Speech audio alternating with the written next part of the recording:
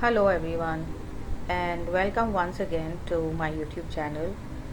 Well, today I want to cover this topic, that is intelligence.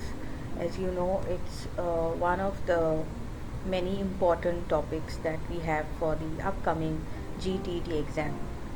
So, when we talk about intelligence, there are a couple of sub aspects or factors that s- automatically become quite relevant when it comes to intelligence, like what kind of parenting leads to higher intelligence in children, or is intelligence based on genetics? Do I consider myself intelligent? Am I an intelligent person? What exactly indicates a person's intelligence? Do social interactions have an important role to play in the intelligence of a person? And do really people continue to become intelligent over a lifespan? So, like this, there are many questions that people have. Also, when we talk about intelligence, there are skills like problem solving, or adjustment or adaptation to the environment, or abstract thinking, rationalizing, or reasoning, are processes like this which comprise the intelligence of a person. What is intelligence really? Now, there are several definitions of intelligence, but the one that I've put right on top by David Wechsler is my personal favorite, which says that intelligence is a global concept, or the global capacity that involves an individual's ability to act purposefully, think rationally, and deal effectively with the environment. You all can also take a look at the other definitions that I put out there by Howard Gardner, by Terman, by Binet. When we talk about types of intelligence, the most basic type of classification is that of intelligence being general intelligence, social intelligence, or vocational intelligence. General intelligence is also known as general cognition, or G factor. Social intelligence is the intelligence for social interactions, and vocational intelligence is the intelligence that people have for specific types of tasks or skill based activities.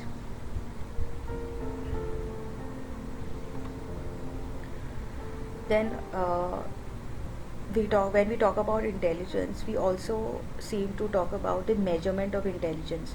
So just like how everything else has a unit, like liquid is in liters, weight is in kgs, in the same way intelligence also has a unit, and it is called IQ.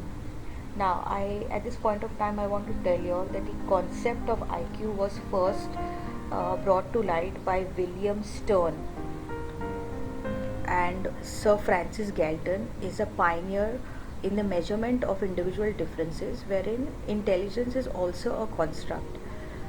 He is also called as the father of eugenics, so please do not be confused between the two. Sir Francis Galton is a pioneer of measurement of intelligence, whereas the concept of IQ was by William Stern. So, as we look at the normal distribution curve here, I've also discussed this in my previous videos on individual differences, wherein how there is like a majority of the average population which lies in the normal category, whereas we have the other extremes which are either the lower or the higher extremes. So the higher being superior in intelligence, and the exact opposite of it being the borderline or the retarded population. Another very famous personality in intelligence is Alfred Binet, who was a French psychologist, and he is who invented the first practical IQ test. His student Simon Theodore and he together came up with the Simon Binet or Binet Simon test.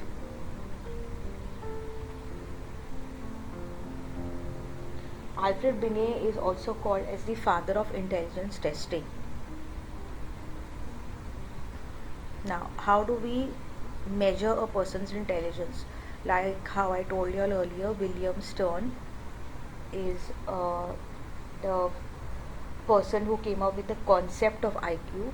However, the formula of calculation of IQ was brought forward by Lewis Terman. So we have the very famous formula of IQ calculation, which is IQ equals to MA upon CA multiplied by 100. MA is the mental age of the person and CA is the chronological age of the person. So chronological age actually refers to the age in terms of lifespan of a person, whereas mental age is that age of a person which reveals the mental ability or capacity of a person. And here we have the Stanford Binet IQ range or IQ classification. If you look at this closely, you will agree with me that most of us belong somewhere here between 90 to 110 or 119. So this is like the average category. So we could be low average or high average. From 120 onwards is the superior category, and from 80 downwards is the inferior or borderline intelligence people. Let's now come to few important theories of intelligence. So we have Robert Sternberg's theory. He said that intelligence can be categorized as analytical intelligence, creative intelligence, and practical intelligence. So practical intelligence is the type of intelligence which makes people street smart. These are the kind of people who you would say are good at life, people who win at life. Analytical intelligence is closely aligned with academic problem solving or analysis or evaluation. And creative intelligence is marked by inventing or imagining a solution to a problem.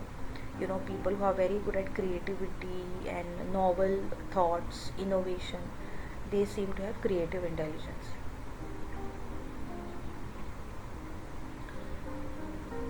Let's now look at Charles Spearman's theory of intelligence.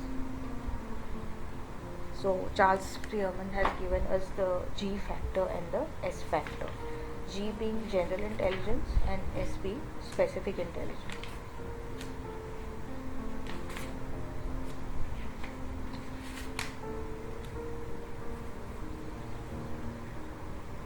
This theory was advocated by Spearman, and according to him, every different intellectual activity involves a general factor G, which is shared with all the intellectual activities, and a specific factor S, which it shares with none. In this way, he suggested that there is something which might be called as general intelligence, a sort of general mental energy running through all the different tasks. But in addition to this general factor, there are specific abilities also which make an individual able to deal with particular kinds of problems.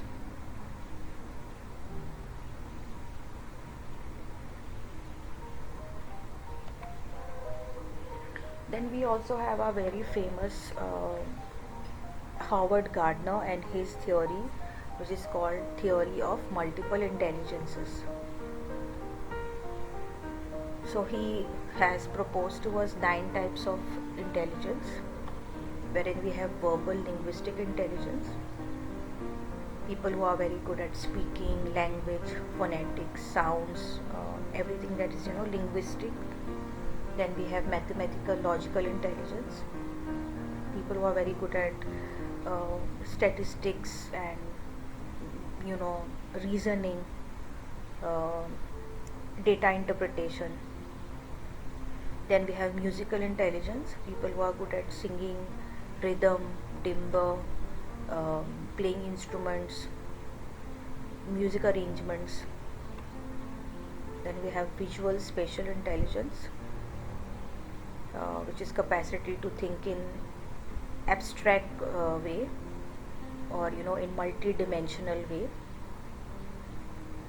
Then we have bodily kinesthetic intelligence, interpersonal intelligence, capacity to segregate between personal moods to know people better.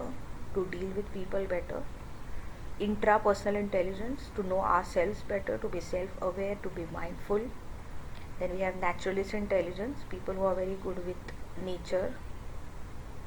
And lastly, we have existential intelligence, people who are good at understanding, or making other people understand the true and deep meaning of life, universe, existence, etc. In intelligence, we also have another very important category, and that is emotional intelligence. Emotional intelligence refers to the ability to identify, use, interpret, and manage our own emotions as well as emotions in other people.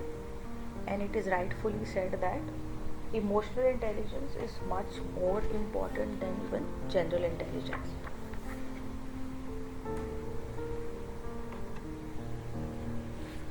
So it was in the 90s when psychologists Peter Salovey and John Mayer published their landmark article Emotional Intelligence in the journal Imagination, Cognition and Personality.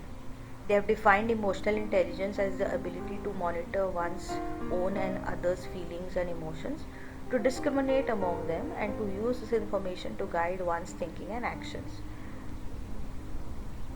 In 1995, this concept of emotional intelligence was further popularized by Daniel Goleman in his book Emotional Intelligence: Why It Can Matter More Than IQ. And he has proposed 5 main elements of emotional intelligence, which are self awareness, self regulation, motivation, empathy, and social skills.